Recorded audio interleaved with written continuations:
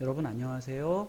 이번 시간에는 그동안 듣고 공부했던 몽실언니에 대해서 여러분이 얼마나 알고 있는지 확인해 보겠습니다. 간단한 퀴즈를 맞춰보는 활동입니다. 선생님이 이 학습터에 링크를 걸어 놨습니다. 그걸 누르면 퀴즈를 풀 수 있는 페이지가 나옵니다. 모두 20개의 문제가 있습니다. 어떤 것은 4개 중에서 1개를 고르는 것이고 어떤 것은 간단하게 직접 써보는 것입니다. 20개를 다 풀고 나면 내가 몇 개나 맞았는지 즉석에서 확인할 수 있습니다. 이 활동을 통해서 몽실언니에 대한 내용을 다시 돌아볼 수 있을 거예요. 두 번째 활동은요, 책 만들기 활동입니다. 책은 그것을 지은 지은이가 있게 마련입니다. 그리고 지은이는 책 안에 자기의 생각과 경험을 담습니다.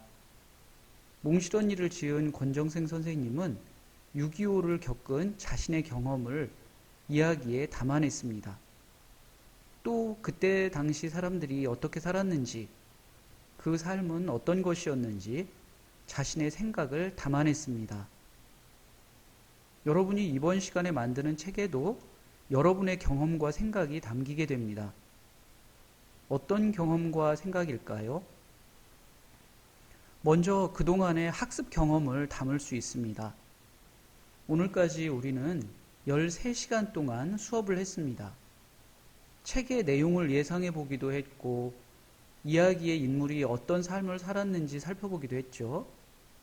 궁금한 것을 찾아서 질문하거나 최고의 질문에 답하기, 또 내용을 간추리고 생각이나 느낌을 써보는 활동, 그런 것도 했습니다.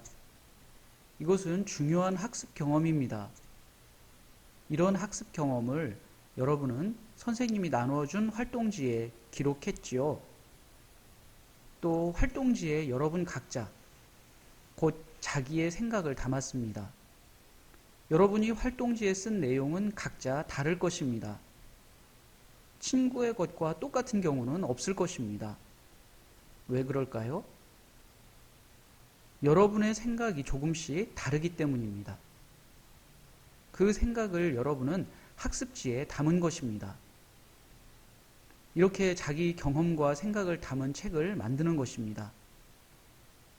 이 책은 너무나 소중합니다. 왜냐고요? 세상에 하나밖에 없는 책이기 때문입니다. 하나뿐인 것은 되게 소중합니다.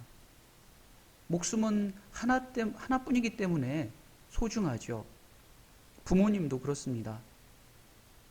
여러분이 만드는 책은 이렇듯 하나뿐이기 때문에 소중합니다. 더구나 그 안에 여러분 각자의 학습 경험과 생각이 담겼기 때문에 더 소중합니다. 그러면 이제 책 만드는 방법을 안내하겠습니다. 첫째, 그동안 해결한 활동지를 차곡차곡 모읍니다. 활동지 왼쪽 맨 위에는 3줄짜리 표가 있는데요. 그 중에서 두 번째 줄 끝에 보면 검은색으로 숫자가 찍혀 있습니다. 그 순서대로 위에서부터 1, 2, 3, 4 이런 식으로 13번까지 있는데 이것들을 차곡차곡 모읍니다. 둘째, 모은 학습지를 내려놓고 반으로 접습니다. 여러 장 겹쳐서 접지 말고 한 장씩 한 장씩 차례대로 반듯하게 접어야 됩니다. 이렇게 13장의 학습지를 전부 접어둡니다. 다 접었으면 역시 차례대로 쌓아둡니다. 겹치지 말고 한 장씩 한 장씩 쌓아둡니다. 셋째, 활동지 뒷면에 풀칠을 합니다. 여러분이 기록한 곳 뒷면, 그러니까 백지에 풀칠을 하는 것입니다.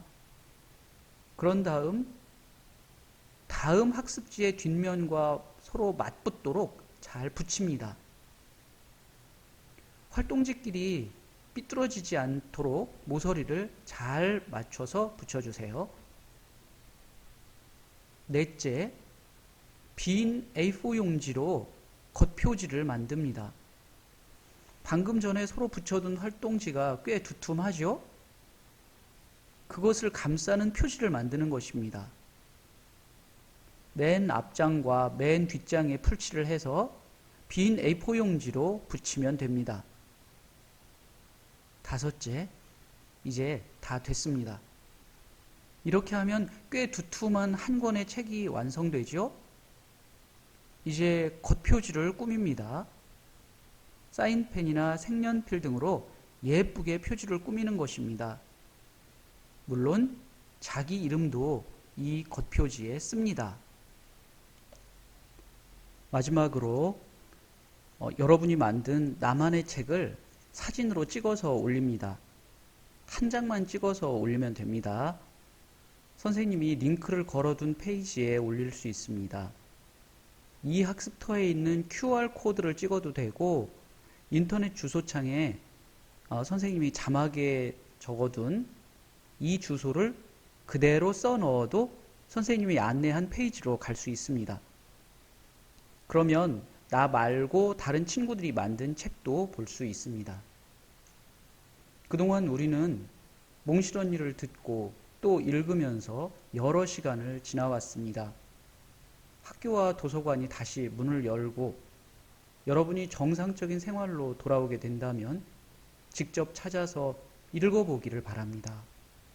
선생님은 여러분과 직접 만나지는 못했지만 이렇게 온라인으로 만나는 것으로도 행복했습니다. 학교에 오면 우리 다 같이 웃으면서 인사하기로 해요. 수고 많았어요. 여러분 안녕.